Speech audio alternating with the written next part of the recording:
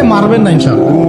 রিজিক আছে, খাবো ইনশাআল্লাহ, কিন্তু হয়তো বা অভাব হবে, টাকা পয়সা একটু কম হতে পারে, অন্যের 10 তলা ফ্ল্যাট হবে, আমার হবে না, ঠিক আছে, অন্যের এত বিঘা বিঘা জমি আমার হয়তো হবে না, কিন্তু ইনশাআল্লাহ তাআলা এই যে দুনিয়ার মুসাফিরের জীবনটা, এটা মুসাফিরের জীবন না, মুসাফিরের জীবনটা কেটেই যাবে ইনশাআল্লাহ।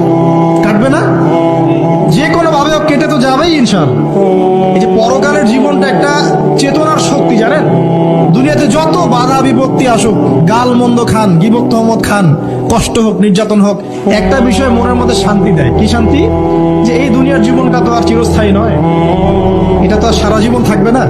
ইনশাআল্লাহ এই অবস্থা আস্তে আস্তে পরিবর্তন হয়ে যাবে। ফাইন্না মাআল উসরি ইউসরা, পরকালে ইনশাআল্লাহ পাবো, দুনিয়াতে না পেলে কি হয়েছে, পরকালে পাবো ইনশাআল্লাহ।